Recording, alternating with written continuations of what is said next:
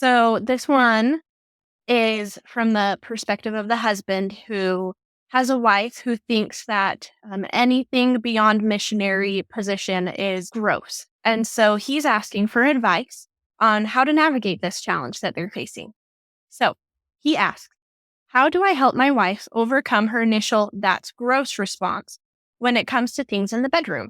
She's been working really hard to be more open to sexual intimacy at all, which I'm so grateful for, but she's still very uncomfortable with anything that isn't ultra standard, i.e., me on top, missionary. With anything else, she has this initial "ew, that's gross," or "why would you even want to do that" reaction. How do I help her overcome this so we can have a bit more fun in the bedroom? What do you got, Dan? This is a great question. I've got lots of thoughts on this. First is learn how to validate your own desires. Because you want something that your wife thinks is gross doesn't mean it's a bad idea per se. It could be that you just have a different perspective or different preference than your wife.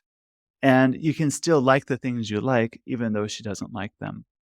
The second is pay attention to how much energy you're putting into trying to solve the problem by trying to control your wife.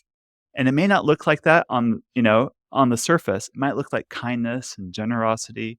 But sometimes when we see our spouse as a limiting factor in our marriage, so to speak, it it puts a lot of our energy into trying to control something that we don't have direct control over. We're trying to control an outcome in another person when it really is up to them to decide if they're going to like or dislike whatever sex act that it is or behavior that you're trying to propose you do.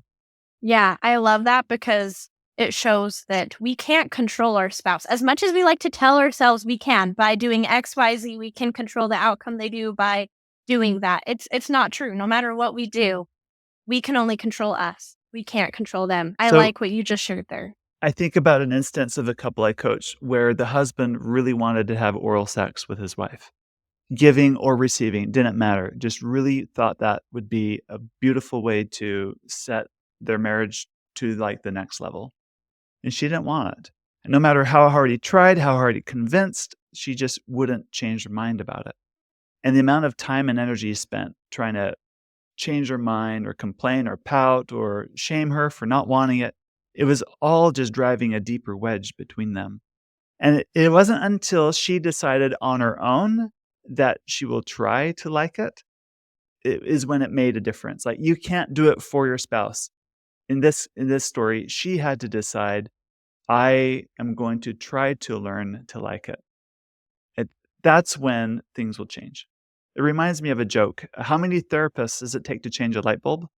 Do you know? I haven't heard this one, no. Only one. But the light bulb really has to want to change. That's pretty good. Right? That's the idea, right? Like you can't change your wife. You can't make her change her mind around these things. Now, let's talk about gross things real quick. Quote unquote gross things.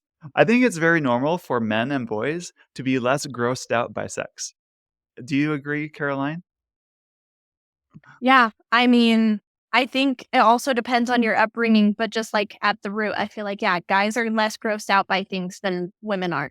Think about like bugs, earthworms, spiders, like, right? Like, Yeah. generally speaking, boys are a lot more comfortable with those things than girls. And Hmm. I think there might be a biological or even divinely designed reason for that. Because perhaps women have a lower disgust threshold or a higher disgust threshold, however it's said, because it helps them keep babies alive. It's probably adaptive in that context. So it might be that she just has more sensitive to disgust.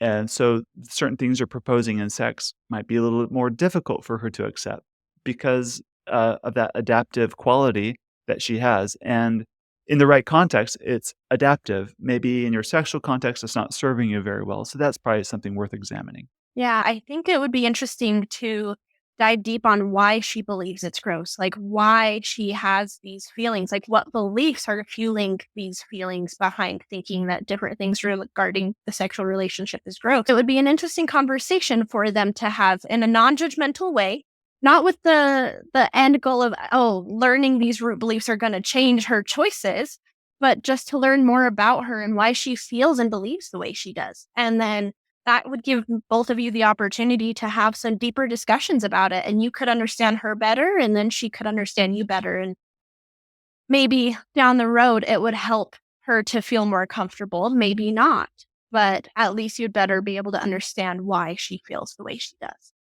I like that, Caroline. And my wife and I have definitely had those conversations over the years.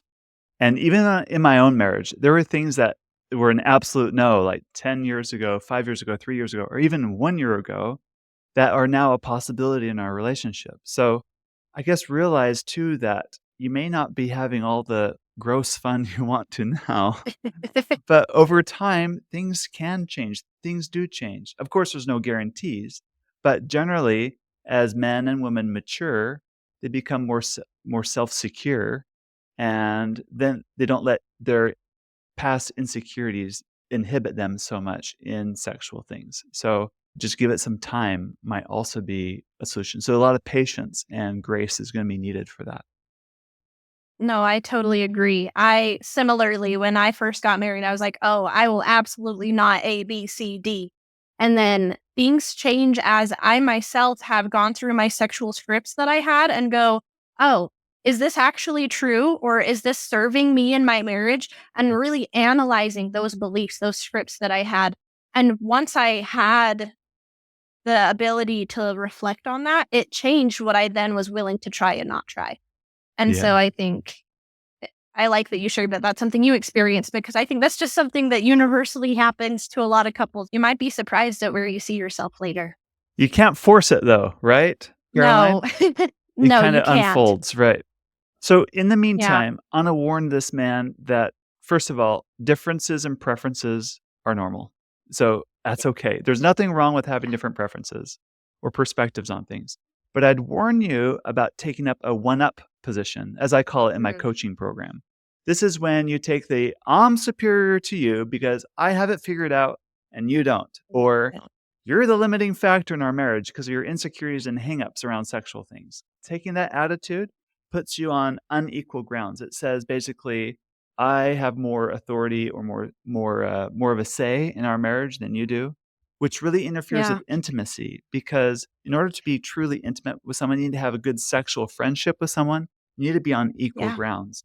So the moment you break off that equal partnership and create hierarchies in your relationship where you go one up or she goes one down, that's or something like a combination like that, as I teach in my program, that sets you up for a lot of difficulty, and, for me, it put us back a few years in our sexual development because of my tendency to go one up in certain areas. So I'd warn you about that. I definitely think that's a good caution to issue for anyone in their sexual relationship. If you have a question, you can go to getyourmarriageon.com, click on resources and anonymous question. That comes to me, and we will do our very best to address those in upcoming podcast episodes, email newsletters, on our Instagram or Facebook groups, wherever you can find us. Thank you for watching this video. Don't forget to subscribe, like, or even comment below, and go see what other wonderful videos we have that will help you strengthen your marriage intimately.